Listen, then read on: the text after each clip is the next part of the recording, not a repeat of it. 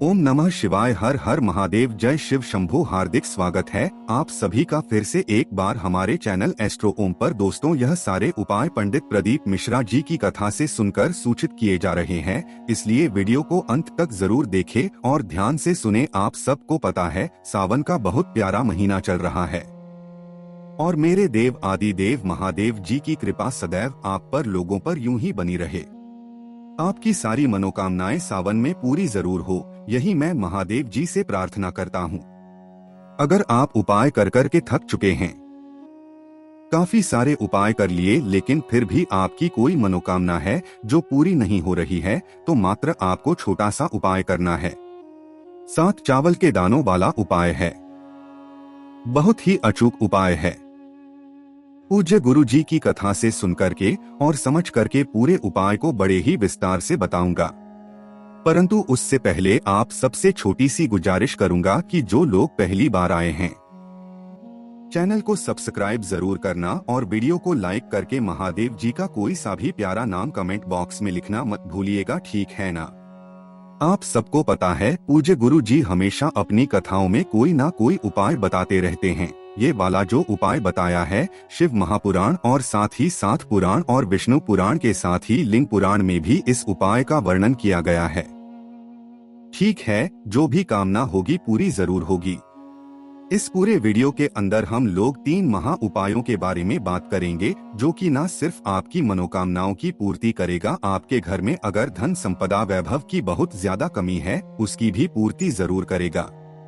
ठीक है, सबसे पहले बात करते हैं पहले वाले उपाय की तरफ। देखिए, पहला वाला उपाय किन लोगों को करना है। अगर आपके जीवन में कोई मनोकामना है, काफी दिनों से पूरी नहीं हो रही है, साथ ही साथ आपके जीवन में बहुत सारे कष्ट हैं, तकलीफ है, दूर होने का नाम ही नहीं ले रहे हैं, घर में कोई ना कोई टेंशन चल है हमेशा से ही, लेकिन फिर भी वो दूर नहीं हो रही है, तो मात्र छोटा सा उपाय आपको करना होगा। देखिए कैसे करना है, उपाय को ध्यान से समझना और कब करना है सब कुछ बताऊंगा, ध्यान से समझना। उपाय क्या है, आपको लेनी होगी एक बेलपत्र जो कहीं से भी खंडित ना हो, ये चीज ध्यान रखना, पहली चीज हो गई। दूसरा आपको लेना होगा एक शमी पत्र, ठीक है ना। अब काफी सारे लोग शमी पत्र केवल ये वाला ले लेते हैं, ये एक शमी पत्र नहीं है। एक शमी पत्र ये पूरी पत्ती एक शमी पत्र है, ठीक है ना। तो एक शमी पत्र ले लेना, साथ ही साथ आपको लेने होंगे 7 चावल के दाने। अब ये 7 चावल के दाने जो होने चाहिए ना, ये अक्षत होने चाहिए, कहीं से भी खंडित नहीं होने चाहिए, इसीलिए इन्हें अक्षत भी कहा जाता है। पूजा में जब भी आप यूज लेंगे ना, तो अक्षत नाम से ही यूज लेंगे, ठीक है। इसी के साथ में आपको लेना होगा एक लोटा तांबे का, है ना, जिसके अंदर आपको अपने घर का शुद्ध जल भरना है। अगली चीज जो होगी वो होगी, आपको एक दीपक तैयार करना है, गोल बत्ती, है ना, बत्ती होगी गोल, और गाय का घी भरोगे। गाय का घी, देखिए मुझे सारी जानकारी देना बहुत ज्यादा जरूरी है, हर एक विवश के लिए बहुत ज्यादा जरूरी है, इस वजह से थोड़ा सा धीरे हो सकता है, लेकिन जानकारी पूरी सुई स्पष्ट दूंगा। अब ध्यान से सुनिएगा, ये सारी चीजें ले ली है। गुरुदेव ने इस वाले उपाय को करने का जो दिन और तिथि बताई है वो बताया है 3 दिन, एक तो एकादशी, दूसरा प्रदोष और तीसरा शिवरात्रि। जो मासिक शिवरात्रि आती है ना, उस दिन 3 इस उपाय को कर सकते हैं, ठीक है ना। ध्यान से सुनना, जब भी कष्ट बहुत ज्यादा हो जाए, आपके जीवन में कुछ भी अच्छा नहीं हो रहा है, महादेव जी नहीं सुन रहे हैं, तो ये सारी चीजें लेना। सबसे पहले आपको क्या करना होगा, आपके घर का जो मंदिर है, ठीक है ना, इस घर के मंदिर में आपको वो जो दीपक आपने तैयार किया है ना, उस दीपक को यहाँ पर लगा देना, प्रज्वलित कर देना। प्रज्वलित करने के बाद जो भी बाकी का सामान बचा है, एक बेलपत्र, एक शमी पत्र, 7 चावल के दाने और एक लोटा शुद्ध जल, इन सभी को लेकर के आपको जाना होगा महादेव जी के मंदिर शिवलिंग के पास। लेकिन इस वाले उपाय के अंदर जब आप एक दीपक लगाकर के घर से बाहर जाएंगे मंदिर की तरफ, तो आपको नंगे पैर जाना होगा, ये चीज ध्यान रखना, ठीक है ना, इसको मिस मत कर देना। नंगे पैर आपको मंदिर तक जाना है, उन सभी सामग्रियों को लेकर के, चाहे मंदिर दूर हो तो आपके आसपास जो भी मंदिर हो, महादेव जी के शिवलिंग जहाँ पर हो वहाँ पर आप चले जाना, लेकिन नंगे पैर जाना है। जैसे ही आप यहाँ पर पहुँच जाए महादेव जी के मंदिर शिवलिंग के पास में, देखिए उपाय किस तरीके से करना है कि आप यहाँ पर पहुँचेंगे ना, उत्तर दिशा की तरफ मुंह करके आपको खड़े हो जाना है। यहाँ खड़े हो गए जो आपने एक लोटा शुद्ध जल लिया है ना, उस एक लोटा शुद्ध जल को सामने रखना। अब सबसे पहले जो आप इसके अंदर डालोगे, लोटे के अंदर अभी समर्पित नहीं करना है। सबसे पहले आपको इसमें एक बेलपत्र डालना है ना। बेलपत्र डाल दिया, उसके बाद में आपने जो एक शमी का पत्तल लिया है, उस शमी पत्र को डालना है, ठीक है। अब जब आप तीसरे नंबर पर जो 7 चावल के दाने हैं, उन 7 चावल के दानों को अपनी कामना कहते हुए इसमें डालना है ना, अपनी कामना कहते हुए इसके अंदर डालना है। क्या चावल ठीक है? अब ये वाला जो जल है ना, आपको और कहीं पर भी नहीं, सिर्फ और सिर्फ मेरे देव आदि देव महादेव जी के शिवलिंग के ठीक ऊपर आपको समर्पित करना है। नमः शिवाय, श्री शिवाय नमस्ते स्मरण करते हुए आपने अपनी कामना बोल करके जो चावल डाले हैं, वो चावल भी यहीं पर समर्पित हो गए हैं, ठीक है। अब जब वो जल बहता बहता जलाधारी से की तरफ में आएगा ना, तो आपको यहाँ पर अपने दाहिने हाथ में उस जल को रोकना है और अपने दोनों नैनों पर लगा करके उसका आचमन कर लेना है। ये पहला काम। अब दूसरी चीज मनोकामना के बारे में इसी में कैसे करना है। जब आप यहाँ पर बैठ जाएंगे, उपाय करने के बाद में 2 मिनट यहाँ पर बैठना। देखिए, एक तो होती है ना जो मेरी माताएं बहनें सुन रही हैं, वो कैसे करेंगी, और जो मेरे भाई हैं वो कैसे करेंगे। देखिए, माताएं बहनें जितनी भी हैं, यानी कि स्त्रियां जितनी भी हैं, वो कैसे करेंगी। झोली पसार करके सामने महादेव जी के और अपनी कामना बोलेंगी, ठीक है ना। और कामना बोलने के बाद में आपको मंत्र का स्मरण करना होगा 2 मिनट। वो मंत्र है नमः शिवाय ओम। आपको ओम नमः शिवाय नहीं बोलना है, नमः शिवाय ओम। जब आप इसका मंत्र का स्मरण कर लोगे ना, तो अपने आप ही ओम नमः शिवाय हो जाएगा। तो ये सौभाग्यवती नारियां जो होगी वो नमः शिवाय ओम बोलेंगी, ठीक है। उसके बाद में अब जो मेरे भाई हैं, ठीक है ना, वो किस तरीके से उपाय करेंगे, ध्यान से सुनना। आपने दोनों हाथों को फैला करके आपको अपनी कामना बोल करके आपको जो स्मरण है, जो भी आदमी लोग हैं उनको करना है नमः शिवाय। इसका भी एक क्रम है जो कि लिंग पुराण और शिव पुराण में लिखा गया है, ठीक है ना। सौभाग्यवती नारियों के लिए नम शिवाय, आदमियों के लिए ओम नमः शिवाय।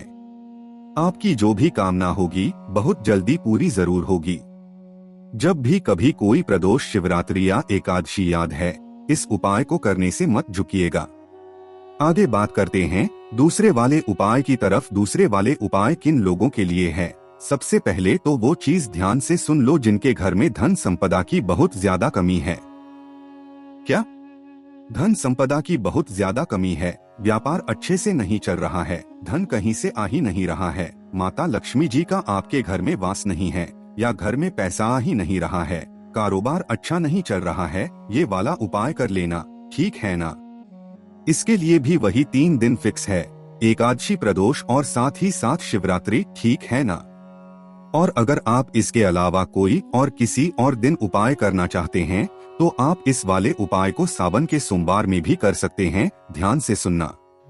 आपको 1 लोटा शुद्ध जल अपने घर का साथ ही लेना। थोड़ी सी कुमकुम है ना, चुटकी भर कुमकुम, और चुटकी भर आपको लेनी होगी पीसी हुई हल्दी, ठीक है ना। काफी सारे लोग जो है ना हल्दी की गांठ ले लेते हैं, ये नहीं लेनी है, पीसी हुई हल्दी लेनी है। और मात्र आपको 1 गोल बत्ती का दीपक तैयार करना होगा, गाय के घी का, ठीक है। इन सभी सामग्रियों को लेकर के कहाँ पहुँचोगे? पीपल के पेड़ के पास। ध्यान से रखना, अगर कभी एकादशी, प्रदोष या किसी भी दिन इस उपाय को कर रहे हो और किसी भी ऐसे दिन पर एकादशी, प्रदोष या शिवरात्रि आ जाए जिस दिन रविवार हो, तो इस उपाय को मत करना। जैसे ही आप यहाँ पर पहुँचेंगे, सबसे पहले आपको इसकी पेड़ों की जड़ों में उस 1 दीपक को प्रज्वलित कर देना है। प्रज्वलित कर दिया, किन महादेव जी के नाम से करोगे? यहाँ पर ध्यान रखना, हरि हर महादेव जी के नाम से है ना, हरि हर महादेव जी के नाम से। अब मैं आपको इसका कारण बताता हूँ। हरि मतलब श्री हरि विष्णु और हर मतलब महादेव जी, दोनों का सम्मिलित नाम है। ध्यान रखना, सावन के महीने में जो भी व्यक्ति इस उपाय को कर लेता है ना, हरि हर महादेव जी के उपाय को, उसकी सारी मनोकामनाएं पूरी जरूर होती है। ध्यान से सुनना, श्री हरि विष्णु जी की पत्नी है, माता लक्ष्मी है ना, और देव शैली 11 के ये सो जाते हैं। सारी सृष्टि का भार महादेव जी के हाथ में होता है। और ये है एकादशी का दिन जो कि श्री हरि विष्णु जी को समर्पित होता है। समझ पा रहे हो मेरी बात को? तब आपको हरि हर महादेव जी का ये वाला उपाय जरूर करना चाहिए, ठीक है ना। अब जो आपके पास में एक लोटा है, उस एक लोटे में आपको कुमकुम और हल्दी दोनों यहीं पर मिला लेनी है और उस पूरे जल को इसी पेड़ की जड़ों में आपको समर्पित करना होगा, श्री शिवाय का स्मरण करते हुए, किन महादेव जी के नाम से, हरिहर के नाम से।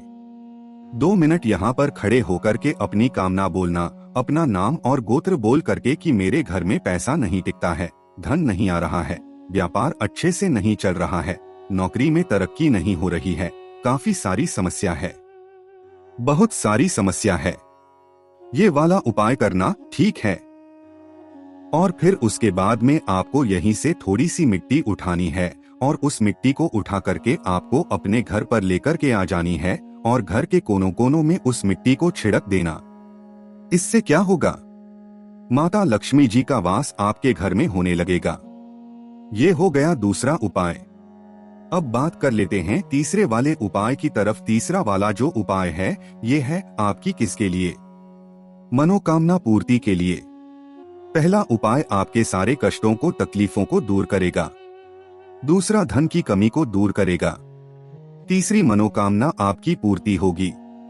देखिए, अगर आपकी कोई मनोकामना पूरी नहीं हो रही है, तब आपको कैसे उपाय करना है? आपको लेना होगा एक लोटा शुद्ध जल अपने घर का, ठीक है। थोड़ा सा लेना होगा आपको शहद, थोड़ा सा शहद लेना, और थोड़ा सा लेना होगा आपको पीला चंदन। पीला चंदन ना मिले तो इस तरीके से अष्टगंध ले लेना, ठीक है ना। इन सभी सामग्रियों को लेकर के कहाँ पहुँच जाओगे आप? महादेव जी के मंदिर शिवलिंग के पास सुबह जाना चाहो सुबह चले जाओ, प्रदोष काल में जाना चाहो प्रदोष काल में चले जाओ, ठीक है। अब ध्यान से सुनना, अगर आपकी कोई मनोकामना पूरी नहीं हो रही है या घर में सुख शांति समृद्धि नहीं होती है, तब आपको क्या करना होगा? शहद और पीला चंदन, इन दोनों को आपको मिक्स करके पेस्ट बना लेना है, ठीक है ना।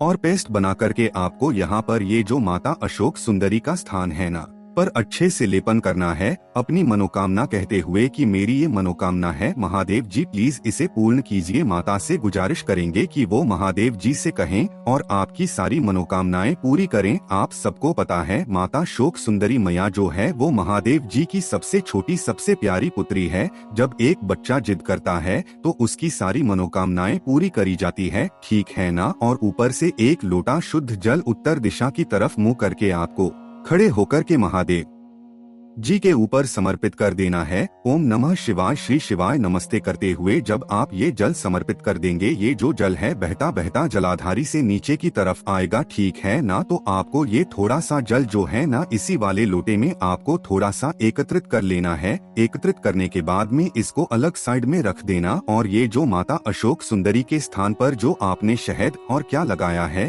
पीला चंदन का लेपन लगाया है, ठीक है ना, इसमें से थोड़ा सा लेपन निकाल करके और इस लोटे को लेकर के अपने घर पर आ जाना। जैसे ही आप अपने घर पर पहुंचेंगे तो आपके घर के जितने भी गेट, उन सभी गेट दरवाजों पर उसका चंदन आपको लगा देना है, ठीक है ना। उस चंदन को आपको लगा देना सारे गेट दरवाजों पर, खिड़कियों पर, और वो जो जल है वो आपको अपने घर में छिड़क देना है। इससे क्या होगा? आपके घर में धन लक्ष्मी का आगमन होगा। आपकी जो भी कामना होगी पूरी जरूर होगी। परिवार में पॉजिटिव माहौल रहेगा। कोई बुरी शक्ति आपके परिवार की तरफ नहीं आ सकती है। पूज्य गुरु जी ने जैसा अपनी कथाओं में बताया, वैसा आसान भाषा में आपको बताने का संपूर्ण प्रयास किया। इस लास्ट वाले उपाय को आप किसी भी दिन कर सकते हो, हफ्ते में एक बार करना। अपनी तरफ से अच्छा समझाने की पूरी कोशिश की। वीडियो पसंद आया हो तो लाइक जरूर करना, चैनल को सब्सक्राइब जरूर करना। मैं मिलता हूँ आपसे अगले वीडियो में, तब तक के लिए ओम नमः शिवाय, हर हर महादेव, जय शिव शंभू।